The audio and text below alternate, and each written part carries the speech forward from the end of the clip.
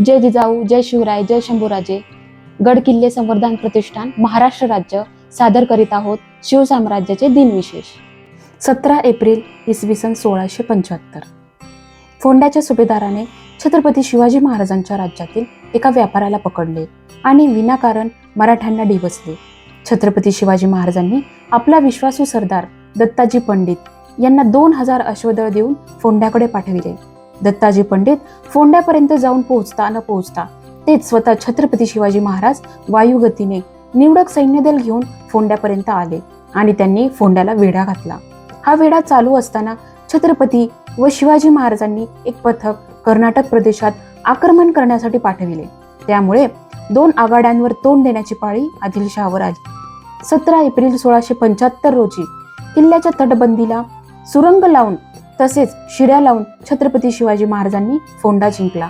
हा महत्वाचा किल्ला ताब्यात आल्यानंतर कुठलीही विश्रांती न घेता छत्रपती शिवाजी महाराजांनी कर्नाटकात घौडदौड सुरू केली व केवळ 15 दिवसांत अंकोला, शिवेश्वर इत्यादी किल्ले जिंकून घेतले.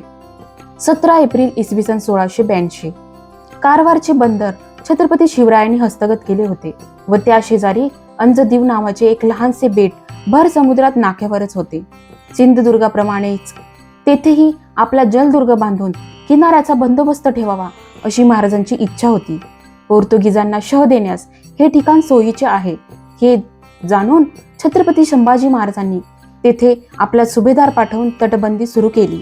त्याचबरोबर गोव्याहून पोर्तुगीज गव्हर्नरने लढाऊ जहाजे पाठवून अंजदीव हस्तगत केले. ती तारीख 17 एप्रिल होय. 17 एप्रिल इसवी सन 1684 छत्रपती संभाजी महाराजांचे राज्य जिंकून घेण्यासाठी विजापूरकरांचा फारसा उपयोग होणार नाही हे औरंगजेबाच्या लक्षात आले. म्हणून त्याने आदिलशहावर दडपण आणण्याचे प्रयत्न चालूच ठेवले. औरंगजेब आणि त्याचा मुलगा शाह आलम यांनी सिकंदर पातशाहकडे 17 एप्रिल 1684 व 30 एप्रिल 1684 रोजी फरमाने पाठविली. त्यात खालील मुख्य कलमे विजापूरकरांसाठी होती. 1. स्वारीचा खर्च व रुखद विजापूरकरांनी काही एक सबब न सांगता पोचविणे. 2. आपले मुलखातून फौजेचा व रसद येण्या जाण्याचा मार्ग मोकळा ठेवणे. 3. संभाजीची मैत्री व सख्य भातकारी व अंतर्यामी करून सोडून देणे व सर्वांनी एकदिल होऊन संभाजीचा समूळ फडशा करण्याकरिता विचार करणे. फरमानांतील बहुतेक कलमे सिकंदर शहाने मान्य केली, पण औरंगजेबाने पाठविलेल्या एकही फरमानाची सिकंदरकडून अंमलबजावणी होऊ शकली नाही. तेव्हा औरंगजेबास आदिलशहा संभाजी महाराजांची मैत्री व सख्यत्व करतो असा संशय आला. मराठ्यांविरुद्ध मोहिमेत 1684 मध्यापर्यंत सर्व आघाड्यांवर अपयशच आले होते. संभाजीराजेंच्या विरुद्धच्या युद्धात टिकाव लागेना म्हणून औरंगजेबाने दिनांक 30 ऑक्टोबर 1684 रोजी आदिलशाही विरुद्ध युद्ध पुकारले.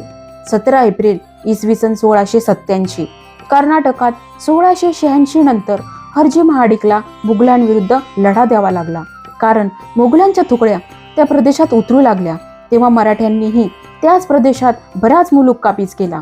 सरदार गोपाळ दादाजी व विठ्ठल पालवी यास हरजी राजे यांनी मुघलांचा पाठलाग करण्याची आज्ञा दिली, पण त्यांनी शक्ती अपुरी पडू नये म्हणून छत्रपती संभाजी महाराजांनी ऑक्टोबर-नोव्हेंबर 1686 मध्ये केशव त्रिमल आणि संताजी घोरपडे यांना तिकडे जाण्याची आज्ञा केली.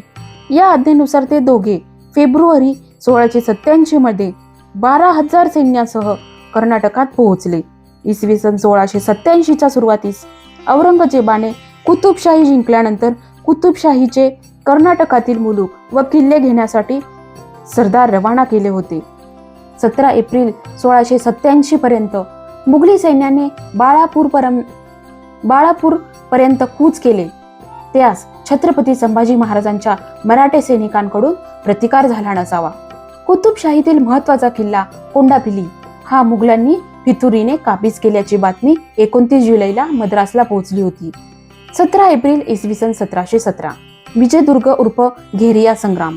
पश्चिम किनाऱ्यावर आमच्या अनिरुद्ध संचारास अडथळा करेल त्याची मी खोडकीच जिरवणार असा बून नावाच्या इंग्रज गव्हर्नराने आपला निश्चय प्रगट करून 2 वर्षांच्या आत 9 उत्कृष्ट लढाऊ जहाजे मुंबईच्या बंदरात नवीन तयार केली.